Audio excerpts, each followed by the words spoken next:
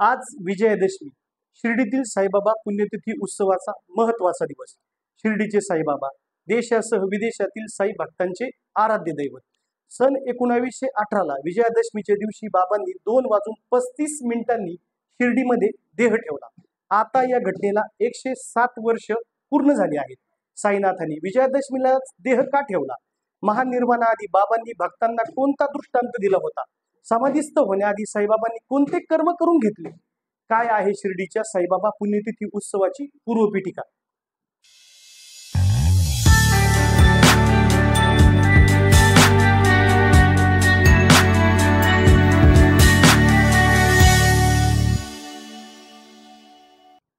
नमस्कार, मी विकास अंत्रे. हिंदू धर्मामध्ये विजयादशमीचा सण अत्यंत महत्वाचा मानला जातो. प्रभू रामाने या दिवशी रावणाचा वध केला होता. देवी दुर्गेने राक्षस महिषासुराचा पराभव केला होता. म्हणून वाईटावर चांगल्याचा विजय साजरा करण्यासाठी देखील विजयादशमी संपूर्ण देशभर मोठ्या आनंदात साजरी केली जाते. या दोन कारणांबरोबर विजयादशमी उत्सव साजरे करण्याचे तिसरे महत्वाचे कारण म्हणजे विजयादशमीलाच शिर्डीच्या साईबाबांचे महानिर्वाण झाले होते. तेव्हापासून आज तागायत शिर्डीमध्ये वर्षातील ज्या दिवशी दसरा येईल त्या दिवशी साईबाबा पुण्यतिथी उत्सव साई भक्त मोठ्या उत्साहात साजरा करतात. यंदाही साईबाबा संस्थांकडून दिनांक 1 ऑक्टोबर ते आज 4 ऑक्टोबर 2025 या कालावधीमध्ये साईबाबांचा पुण्यतिथी उत्सव साजरा केला जात आहे. यंदा साई संस्थांनी 1,66,454 साई भक्त मंडळाच्या सभासदांना उत्सवाच्या निमंत्रण पत्रिका पाठवल्या आहेत. तसेच 3,59,000 देणगीदारांना ईमेलद्वारे आमंत्रित केले आहे. गेली शेकडो वर्ष उत्सवाची ही परंपरा अखंडपणे सुरू आहे. साई चरित्रात 42व्या अध्यायामध्ये साईबाबांच्या महानिर्वाणाचे वर्णन करण्यात आले आहे. भक्त हेमाडपंत म्हणतात, बाबांचे एक भक्त रामचंद्र कोते पाटील एकदा अतिशय आजारी पडले. जीवावरचे संकट त्यांना सोसवत नव्हते. कोणताच उपाय बागी राहिला नव्हता. जीव नकोसा होऊन गेला होता. अशा अवस्थेमध्ये एका मध्यरात्री बाबांची मूर्ती एकाएकी रामचंद्र कोते पाटलांच्या उशाशी प्रकटली. रामचंद्र पाटलांनी बाबांचे पाय धरले आणि निराश होऊन म्हणाले, मला मरण नक्की कधी येणार तेवढे सांगा. या आयुष्याचा कंटाळा आला आहे. त्यावर मूर्तिमंत करुणा असलेले बाबा म्हणाले, रामचंद्रा, उगाच चिंतातूर का होतोस? काळजी करू नकोस. तुझे गंडांतर टळले आहे. पण यंदा तात्या पाटलाची मात्र धडगत दिसत नाही. दसऱ्याच्या दिवशी तात्या मोक्षपदाला पावेल. परंतु ही गोष्ट तात्याजवळ बोलू नकोस. तो मनात धास्ती घेऊन बसेल. स्वप्न संपले. रामचंद्र पाटील भानावर आले. त्यांना बरे वाटू लागले. दिवसा मागून दिवस गेले तशी तात्या पाटलांच्या मरणाची वेळ जवळ येऊ लागली. रामचंद्र पाटलांची धास्ती वाढू लागली. कारण बाबांचे बोल हे वज्रले. त्यांचे सांगणे त्यांनी तात्या पाटलांपासून गुप्त ठेवले. पण कुणाकडे तरी मन मोकळे केल्याशिवाय त्यांना चैन पडेना. शेवटी ही गोष्ट त्यांनी बाळा शिंप्याला सांगितली आणि हे कोणाला सांगू नको असे देखील बजावले.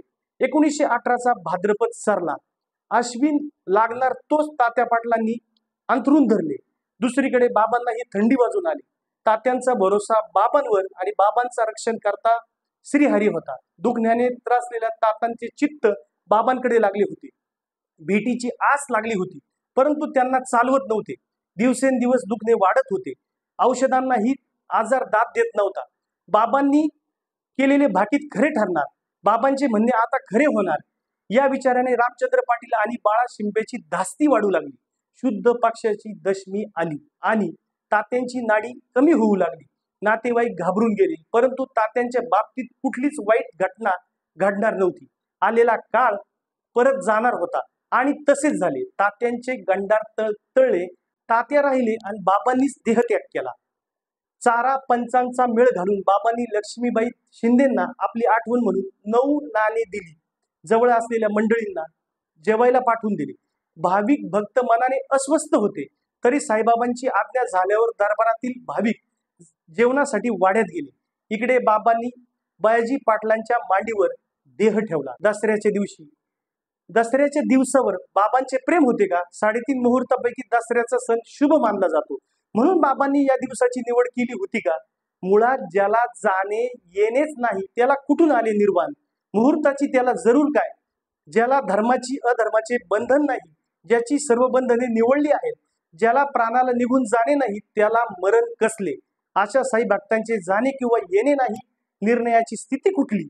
आयुष्य मर्यादा रूपी तेल संपल्यावर, प्राणज्योती मंद झाल्यावर बाबांचा देह पाटलांच्या मांडीवर विसावला. नाही पडून नाही निजून पण स्वस्थपणे गादीवर बसून अशा प्रकारे आपल्या हस्ते दान धर्म करून बाबांनी आपल्या देहाचे विसर्जन केले.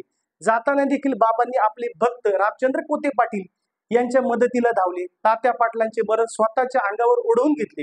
देहाचा मायेचा बुरखा पांघरून संत या जगात अवतार घेतात. लोकांचा उद्धार करण्याचे कार्य संपले म्हणजे लगेच अव्यक्तात समरस होऊन जातात.